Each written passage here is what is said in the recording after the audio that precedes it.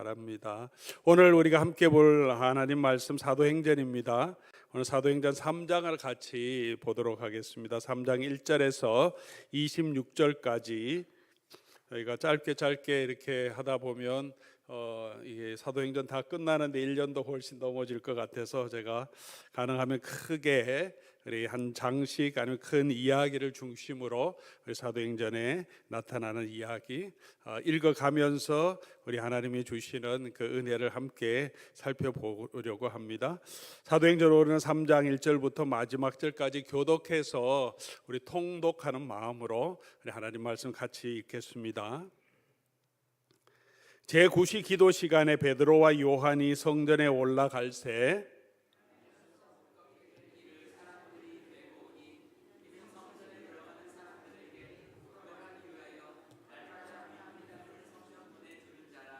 그가 베드로와 요한이 성전에 들어가려 함을 보고 구걸하거늘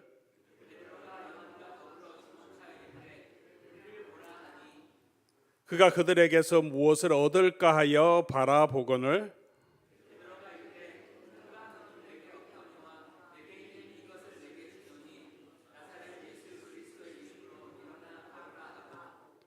오른손을 잡아 일으키니 발과 발목이 곧 힘을 얻고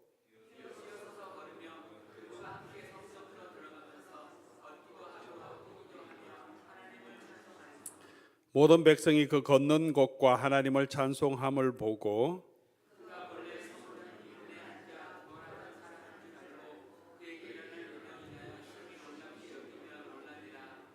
나음 사람이 베드로와 요한을 붙잡으니 모든 백성이 크게 놀라며 달려 나아가 솔로몬의 행각이라고 불리우는 행각에 모이거늘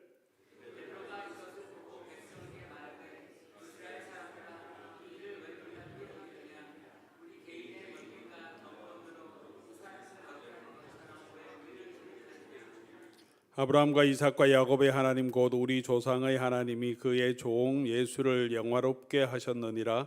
너희가 그를 넘겨주고 빌라도가 놓아주기로 결의한 것을 너희가 그 앞에서 거부하였으니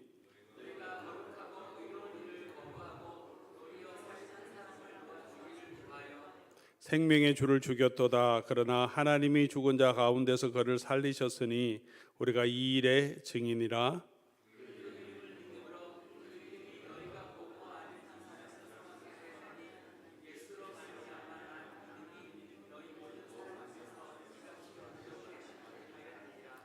형제들아 너희가 알지 못하여서 그리하였으며 너희 관리들도 그러한 줄 아노라.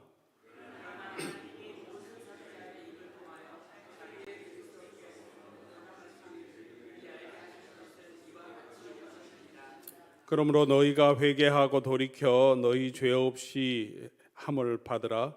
이같이 하면 새롭게 되는 날이 주 앞으로부터 이를 것이요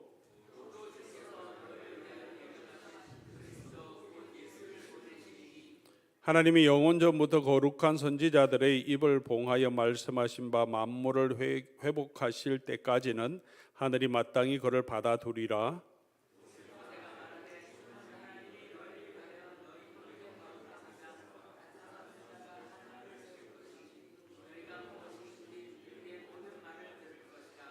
누구든지 그 선지자의 말을 듣지 아니하는 자는 백성 중에서 멸망받으리라 하였고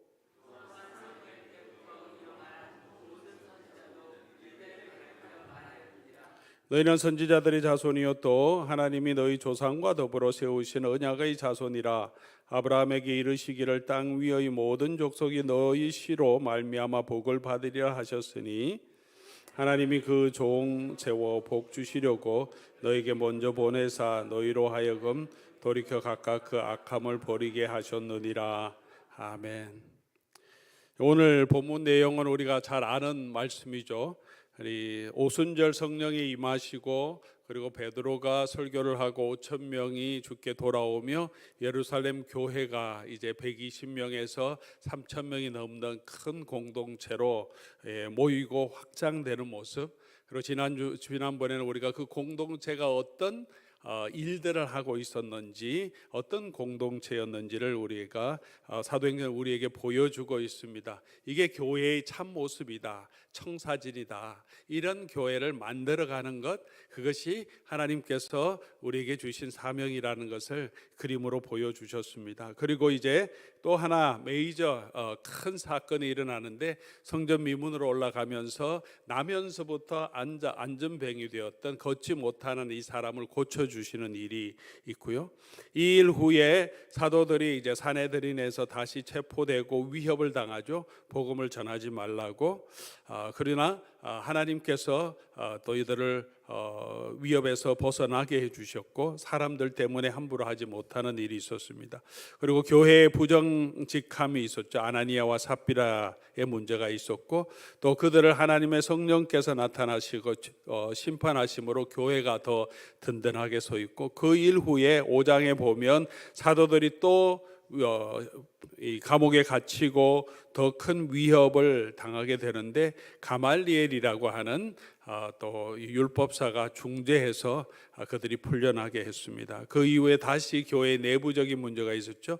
헬라파 과부들 또 유대파 히브리파 과부들 사이에 구제의 문제로 교회가 다툼이 있었고, 원만하게 해결되므로 6장 7절에 보면 하나님의 말씀이 점점 흥왕하여 예루살렘에 있는 제자의 수가 더 많아지고 제사장이 무리도 이도에 복종하니라. 이게 요약절이라고 말씀드렸는데, 예루살렘의 사역의 모습이 이렇게 몇 가지의 사건을 통해서 묶여져 있습니다. 일어났던 모든 일을 다 기록해 주는 것은 아니지만, 이 예루살렘 사역 기간에 일어났던 일들은 바깥에 위협이 있고, 그리고 내부적인 또 위협도 있었습니다. 교회 안에 문제도 있고 바깥의 문제도 있지만, 하나님께서 주시는 은혜로 능력으로 또 성도들이 마음을 같이 해서 지혜롭게 행함으로 이 문제들을 해결해 가고 말씀 위에 든든하게 서가는 것을 보게 됩니다.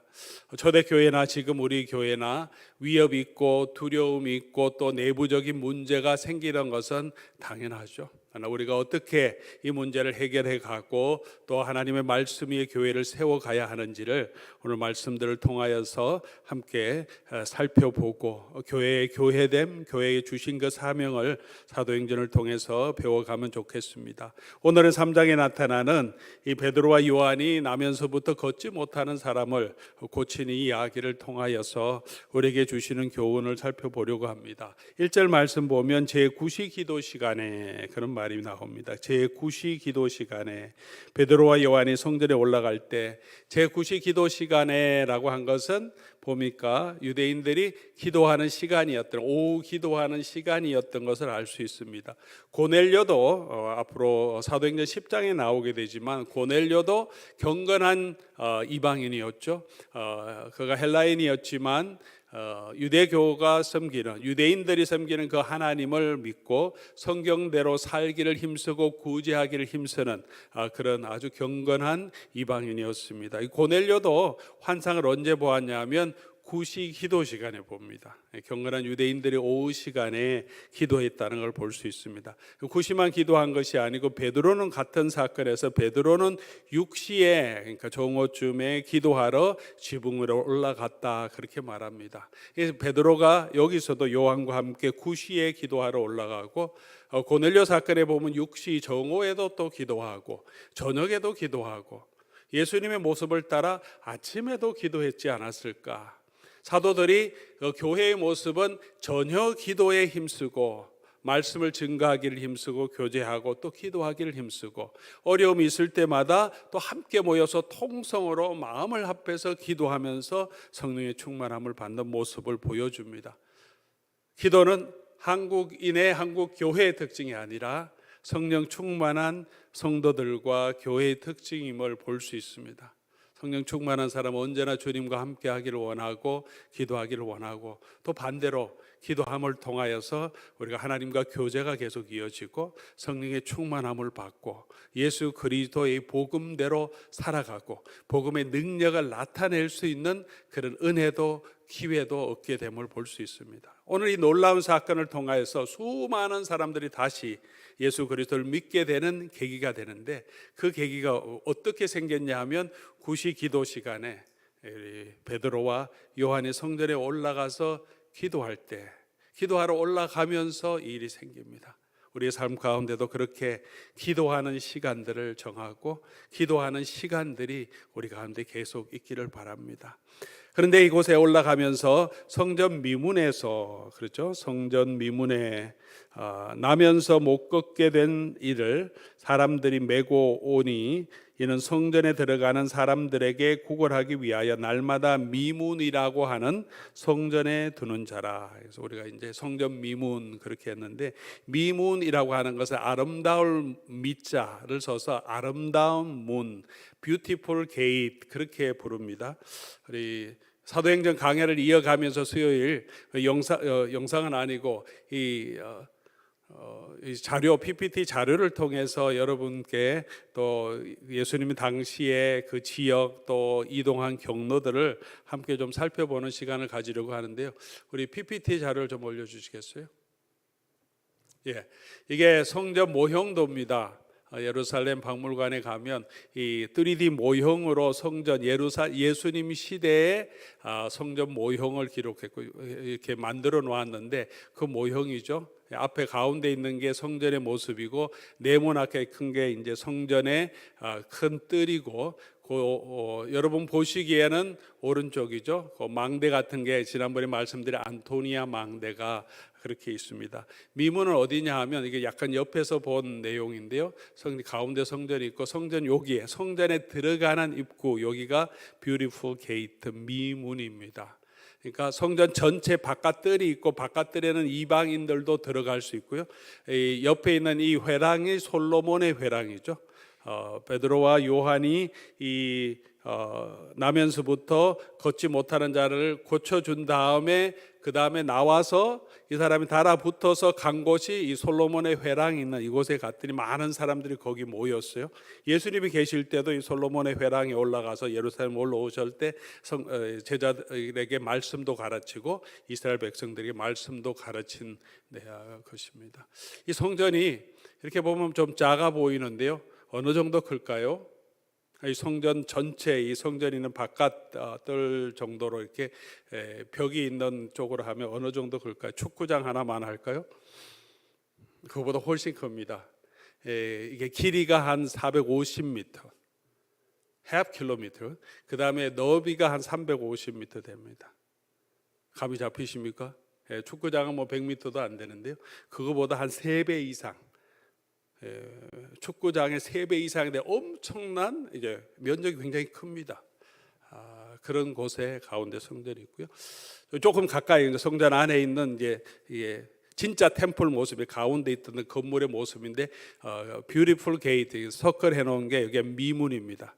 바깥에서 성전에 들어가는 성전 본체에 들어가는 입구가 뷰티풀 게이트고 그 안에는 여성들의 코트라고 해서 여자들은 첫 번째 이 칸까지 들어갈 수 있고 그 다음이 이제 진짜 성소가 있는 곳이죠. 성전이 있는 거기는 남자들만 들어가고 바깥들에 그 다음에 저 건물 안에 이제 T자처럼 생긴 건물 안에 진짜 템플이죠. 그 안에는 제사장만 들어가고 그 안에 지성소에는 대제사장만 들어가는 이게 솔로몬 시대 세웠던 것을 이제 헤롯이 다시 복원해서 세웠던 건물이 이렇게 성전 건물이 이럴 것이라고 생각합니다. 이 사람이 어디 있었냐면 바로 요 미문에 앉아 있었다는 거죠. 성전에 들어가는 사람들, 유대인들만 들어가겠죠. 그들에게 이곳에 앉아서 구걸하고 있었습니다. 나면서부터 이 사람은 걷지 못하기 때문에 소아마비가 온 것 같아요. 그러니까 일을 못 하잖아요. 그러니까 남에게 구걸해서 밖에 살 수 없기 때문에 이곳에 앉아 있는, 그리고 이 사람의 나이가 4장 이제 이 모든 스토리가 다 끝나면 4장 22절 보면 이 표적으로 병난 사람은 40여 세 되었더라. 한참 때 그리고 40여 세가 될 정도로 나면서부터 40세가 될 동안에 이러고 앉아 있었는 거죠. 이곳에 불쌍한 사람이죠.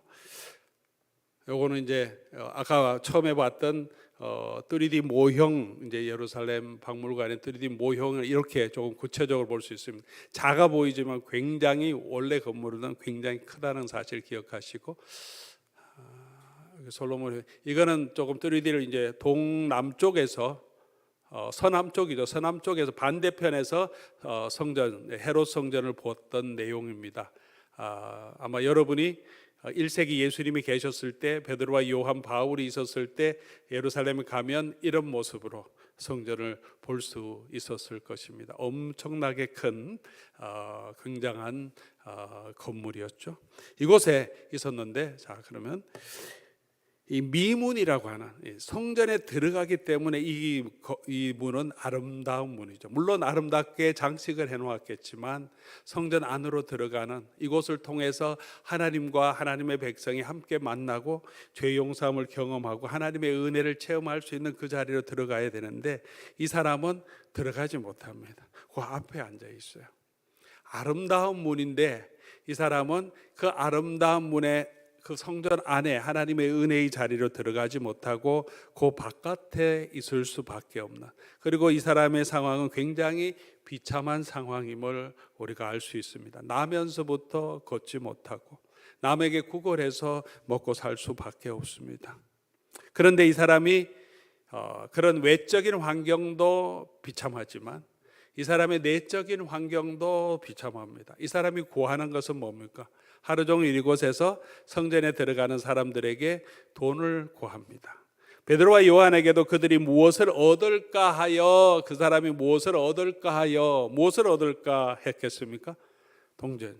베드로와 요한이 금과 은은 내게 없지만, 내게 돈은 없지만, 그런 얘기죠. 돈을 달라고 하죠. 작은 돈이라도 하나를 달라고 합니다.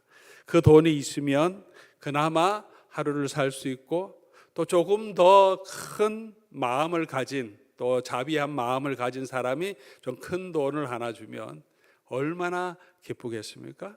그날은 오늘은 땡 잡은 날이다. 돈이 조금 더 있으면 땡 잡은 날.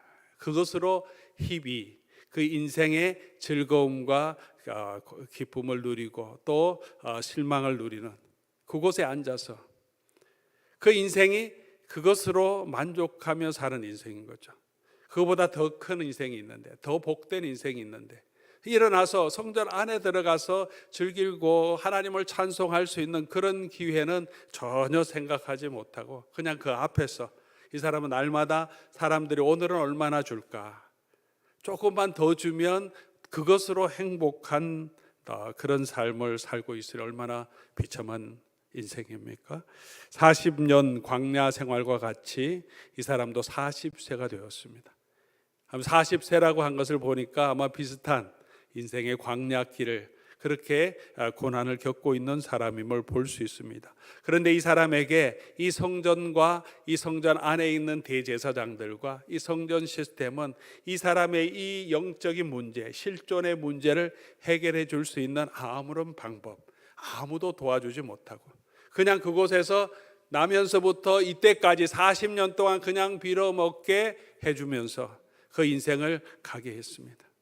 그것이 아마 이 사람들이 가지고 있는 자비라고 생각했겠지만 그것이 이 사람의 인생을 바꿔주지는 못하죠. 그냥 그렇게 살다가 죽게 만드는 삶이었습니다. 이 사람이 구하는 것은 돈이었습니다. 3절에도 베드로와 요한이 성전에 들어가 것을 보고 구걸하거늘이라고 말하고 있습니다. 구하는 것은 돈이었다. 오늘 저와 여러분은 무엇을 구하며 바라보며 살고 있습니까? 오늘 저와 여러분은 이런 이 성전 미문에 앉아 있는 이 나면서부터 안전뱅이 된 사람처럼 그렇게 정말 하나님이 주시는 그 축복을 알지 못하고 그냥 우리가 원하는 것은 오늘 내가 먹을 것이 있으면, 오늘 그것이 조금 더 2배, 3배의 그런 수입이 있으면 그것으로 만족하면서 우리는 살고 있지 않습니까? 오늘 우리가 구하는 것은 무엇인지 우리가 한번 생각해 보게 하는 이 사건이 아닌가 생각합니다. 또 이 사람을 통하여서 그 당시에 이 이스라엘 백성들, 유대 사람들, 하나님을 알지 못하는 사람들의 영적인 모습을 우리에게 보여주는 그런 또 예표적인 그런 사건일 수도 있습니다. 성전에 드나들면서 그곳에서 하나님께 예배를 드리고 제사를 드린다고 하지만 많은 유대인들, 예수님을 알지 못하는 유대인들은 하나님의 은혜를 알지 못하고 그렇게 그들이 구하는 것은 이 땅에 있는 것을 구하며 살아가고 있는 수많은 사람들이 그곳에 있었겠죠. 그래서 이 치유를 하고 이 표적을 행한 다음에 바로 이어지는 게 뭐냐? 말씀을 전가합니다. 베드로가 말씀을 전가하면서 그들이 어떤 상태에 있었는지를 하나님의 말씀을 통해서 설명하고 그곳에서부터 돌이켜서 예수 그리스도를 믿으라고 말합니다. 예수님도 늘 그렇게 치유하셨죠. 치유하신 다음에 말씀을 전가합니다. 이 치유의 의미를 해석하고 그리고 어떻게 하면 참 행복을 누릴 수 있을지, 떡을 주신 다음에 이 떡이 중요한 게 아니고 이 땅에서 먹고 사는 게 중요한 게 아니고 하늘로부터 내려오는 참된 양식이 있어야 된다. 참된 생수가 여러분에게 있어야 된다. 그게 누구냐? 그게 바로 예수 그리스도시다. 그리고 마지막 만찬석상에서는 예수님이 떡과 또 포도주를 내어주시면서 예수님의 몸, 예수님의 피를 통해서 그들의 몸 안에, 그들의 삶 안에, 그들의 영혼 안에 속에서부터 계속해서 솟아나는 그들이 하나님의 은혜의 자리로 나아갈 수 있는 그런 구원을 주시는 분, 예수님이 바로 그 생명의 양식이 되신 하늘로부터 내려온 하나님의 떡이심을 우리에게 보여주시는 거죠. 우리가 예수님이 하신 일, 사도들이 한 일을 통해서 예수님의 이름으로 그냥 내 육신의 질병이 치유되겠구나, 예수님의 이름으로 내가 이 땅에서 좀 더 잘 살겠구나, 이 정도로 성경이 우리에게 보여주시는 것이 아니라는 거죠. 이 나면서부터 앉아있는 걷지 못하는 이 사람을 치유함을 통해서 육체의 질병보다 더 깊숙한 인간의 실존적인 문제, 죄 가운데 있는 우리의 모습들, 비참한 모습을 보여주면서 어떻게 우리가 참 치유함을 얻을 수 있을지 그것을 우리에게 보여줍니다. 오늘 이 사람이 어떻게 치유되었습니까? 베드로와 요한이 예수 그리스도의 이름으로 치유합니다. 은과 금은 내게 없지만 내게 있는 것을 내게 주노니 곧 나사렛 예수의 이름으로 일어나 걸어라. 예수의 이름을 선포하는데 그냥 가만히 있지 않고 베드로와 요한이 손을 잡아서 이 사람을 일으켜줍니다. 사도들이 그렇게, 우리가 복음을 전할 때 그렇게 우리가 해야 되는 모든 것을 통해서 그 사람이 일어날 수 있도록 일으켜야 되는데, 근데 그 사도들의 능력이 아니라, 사도들의 손이 아니라 그 손을 사용하셔서 성령께서 예수 그리스도의 능력이 그 안에서 역사하시는 거죠. 예수의 능력이 나타나는 것은 우리들을 통해서, 우리의 말을 통해서, 우리의 입을 통해서, 우리의 손을 통해서, 우리의 섬김을 통해서, 우리의 사랑을 통해서, 우리의 기도를 통해서 사람을 세워가는 건데, 그것을 통해서 나타나고 역사하시는 분은 우리 가운데 계신 성령의 능력이죠. 예수 그리스도의 능력임을 우리에게 보여줍니다. 사도들이 선포하는 게 뭡니까? 나사렛 예수 그리스도의 이름으로. 그리고 그 사건을 통해서 모인 수많은 유대인, 성전에 있던 많은 유대인들에게도 베드로와 요한은 동일한 메시지를 선포합니다. 바로 이 나사렛 예수 그리스도의 이름을 믿음으로 여러분이 구원을 얻고 죄 사함을 얻고 하나님 앞에 하나님이 주시는 이 축복을 누릴 수 있습니다 라고 말합니다. 나사렛 예수 그리스도의 이름이 참 능력입니다. 그 이름으로 일으키니까 어떻게 됩니까? 7절, 8절, 9절 오른손을 잡아 일으키니 발과 발목이 곧 힘을 얻고, 한참 걸리는 것이 아니라, 피지컬 테라피를 한참 하니까 일어나는 것이 아니라 나면서부터 일어나지 못했으니까 근육, 신경, 모든 육체적인 조직이 다 말라있기 때문에 도대체 일어날 수 없는 거죠. 치유된다고 해도 바로 일어날 수 없는데 마른 뼈가 근육과 힘줄을 생기고 피부가 굳고 군대가 되듯이 하나님의 놀라운 역사가 나타납니다. 새 창조의 역사 같은 것이 나타나는 거죠. 완전히 말랐던 것에서 새로운 생명이 들어가요. 그리고 즉시 뛰어서서 걸으며 그들과 함께 성전에 들어가면서 또 말하죠. 걷기도 하고 뛰기도 하며 하나님을 찬송하며. 이 치유가 완전하다는 것을 보여주시기 위해서 걸었다 뛰었다 걸었다 계속해서 우리에게 말해줍니다. 그리고 9절 말씀, 모든 백성이 그 걷는 것과 하나님을 찬송하는 것을 보고 증인까지 있었다는, 그냥 사도들만 얘기하는 것이 아니라 실제로 그곳에 모였던 많은 사람들, 이 사람이 구걸하는 것은 모두가 대부분 아는 거죠. 성전 올라갈 때마다 거기에 있었으니까. 근데 그 사람이 이제 걷기도 하고 뛰기도 하는 것을 모든 사람들이 다 보았다. 10절, 그가 본래 성전 미문에 앉아 구걸하던 사람인 줄 알고 그에게 일어난 일로 심히 놀라게 여기더라. 확실한 치료임을 우리에게 보여줍니다. 예수 그리스도의 이름으로 저와 여러분을 이렇게 놀랍게 치유해 주십니다. 이 치유 이후에 12절 말씀 우리 같이 보겠습니다. 12절, 많은 사람들이 모였습니다. 이제 같이 한번 읽어보겠습니다. 베드로가 이것을 보고 백성에게 말하되 이스라엘 사람들아, 이 일을 왜 놀랍게 여기느냐? 우리 개인의 권능과 경건으로 이 사람을 걷게 한 것처럼 왜 우리를 주목하느냐? 이것을 보고 백성에게 말하되 이스라엘 사람들아, 이 일을 왜 놀랍게 여기느냐? 이 말이 그 전에 한번 나왔는데 기억하십니까? 오순절 성령이 임하고 막 소리가 났어요. 왜냐하면 제자들이 지금 다른 방언으로 막 예수님의 하나님이 하신 놀라운 일을 막 선포하니까 뭐 놀라운 소리들, 뭐 엄청난 일들이 일어나서 많은 사람들이 모였어요. 그러면서 베드로가 설교할 때 또 이 말씀을 합니다. 이상하게 여기지 말라. 하나님이 예언하신 대로, 요엘서에 예언하신 대로 그 일이 지금 일어났다. 동일하게 이상하게 여기지 말라. 그러면서 베드로가 이 일이 하나님께로부터 난 일임을 이야기합니다. 이렇게 말하죠. 왜 놀랍게 여기느냐? 놀라운 일이지 않습니까? 정말 이런 일이 있다면 과학으로 설명할 수 없는 일이죠. 어떻게 나면서부터 앉아있던 사람이 바로 일어나서 걷기도 하고 뛰기도 합니까? 좀 시간이 걸려서 피지컬 테라피를 하고 일어날 수는 있는데 바로 일어날 수 있는 것은 상상할 수 없는 일이죠. 치유된다고 하더라도. 그런 일들이, 놀라운 일들이 예수 그리스도의 이름으로 일어납니다. 그렇게 하니까 이 사람은 이제 삶이 바뀌었습니다. 그전에는 동전 몇 푼만 줘도 그것이 그 인생의 행복이었는데 지금 그거 다 필요 없습니다. 지금 어떻게 하면 성전 안에 들어갈 수 있는 기쁨을 누리고 전혀 생각하지 못했던, 그전에는 상상하지도 않았던, 그러나 바로 옆에 있지만 성전이 바로 문 안에 있는데 그 안에 들어가는 기쁨을 그의 것이라고 상상하지 못했는데 그 안에 들어가서 뛰고 걸으며 하나님을 찬양하는 그 기쁨을 누리게 됩니다. 그전에는 전혀 알지 못했던 새로운 기쁨, 우리가 예수 그리스도를 알 때, 예수 그리스도를 믿을 때 주시는 놀라운 은혜죠. 그전에는 이 땅에서 우리가 돈이 최고인 줄 알고 살았는데 예수 그리스도를 알고 보니까 그것보다 더 놀라운 기쁨과 또 만족이 우리에게 있다는 거죠. 예수를 믿으면서도 여전히 세상 것만 바라보고 있다면 우리 정말 예수 그리스도 안에 있는 이 나사렛 예수 그리스도 안에 있는 그 능력을, 그가 가지고 있는 그 축복을 우리가 누리지 못하는 거죠. 그 예수 그리스도의 이름으로 나타나는 그 능력을 우리가 이 사건을 통해서 보아야 합니다. 16절 보면 완전히 낫게 되었다라고 말합니다. 완전한 치유를 주신다.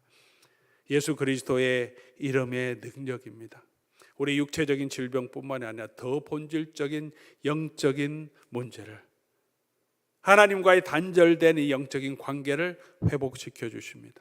이 땅에서도 하나님께서 필요한 것을 공급해 주시며 우리 죽음 후에도 우리에게 부활의 생명을 주십니다. 나사로를 살리신 것도 엄청나게 놀라운 일이죠. 이 사람이 일어나는 것, 손 마른 사람이 치유되는 것, 문둥병자가 고쳐지는 것보다 죽은 사람을 다시 일으키는 것이 더 놀라운 일인데, 그보다 더 놀라운 일들을 예수님께서는 우리를 통해서 우리 안에서 이루어 가십니다. 죽은 우리가 다시 부활한 몸으로 다시 변화되어 살아날 수 있도록 우리 안에 계신 성령께서 우리 가운데 역사하셔서 죽은 우리 몸도 살리게 하시고 우리가 하나님 앞에 서게 하시고 하나님 보좌 우편에 앉게 하시는 이 놀라운 일을 예수님께서는 이루어 주셨습니다. 나사렛 예수 그리스도의 이름으로. 우리가 한 게 뭐가 있습니까? 저와 여러분이 한 게 뭐가 있습니까? 아무것도 없는데 예수 그리스도를 믿는다는 그 고백 하나만으로 하나님께서 우리 편이 되어 주시고 우리를 구원해 주시고 하나님이 가지고 있는 모든 유업을 주시고 그리고 또 우리의 죽음에서도 다시 살게 하시는 그 부활의 소망도 우리에게 주셨습니다. 이런 능력을 우리가 어떻게 경험할 수 있습니까? 19절 말씀 보니까 그러므로 너희가 회개하고 돌이켜 너희 죄 없이 함을 받으라. 회개하고 돌이켜. 누구에게로 돌이킵니까? 그리스도께로 돌이키면. 우리가 지금도 우리 그리스도께로 돌이키면, 우리 주일날도 말씀드렸지만 우리가 그리스도께로 돌아가면 그의 영광을 보게 하십니다. 오늘도 나사렛 예수 그리스도의 이 이름의 능력을 믿는 저와 여러분 됐으면 좋겠습니다. 이 세상의 것만 바라보지 말고, 이 세상에 내가 부족한 그것 때문에 너무 낙심하지 말고, 예수 그리스도 안에 있는 그 능력을 바라보고 예수 그리스도의 이름으로 그전에 알지 못했던 그 놀라운 하나님께서 우리에게 주시는 그 축복을 경험하고 하나님이 함께 하시는 그 사랑과 은혜 위에 든든하게 설 수 있는 저와 여러분 될 수 있기를 간절히 소망합니다. 그 주의 은혜와 주의 이름을 붙들고 주께로 돌이켜서 주께서 치유해 주시고 또 회복시켜 주시는 그 은혜를 함께 누려가는 저와 여러분 될 수 있기를 주의 이름으로 간절히 소원합니다. 우리 오늘 말씀 기억하시면서 예수의 이름으로 나는 일어서리라, 이 찬송 같이 하면 좋겠습니다. 나사렛 예수 그리스도의 이름으로 일어나 걸어라 한 것처럼 우리 마음이 낙심되어 있다면, 두려움 가운데 있다면, 우리 눈이 가리워서 이 땅의 것만 바라보고 또 내가 필요한 것이 없어서 힘들다면 우리 눈을 열어주시고 우리의 다리에 힘을 주시고 우리가 다시 일어나서 우리 마음을 담대하게 해서 예수의 이름으로, 예수님 주시는 능력으로 능히 우리 안에 있는 모든 이런 시험들을 이겨가며 믿음으로 굳건하게 설 수 있게 해주시옵소서 하는 그런 마음으로 함께 찬송하겠습니다.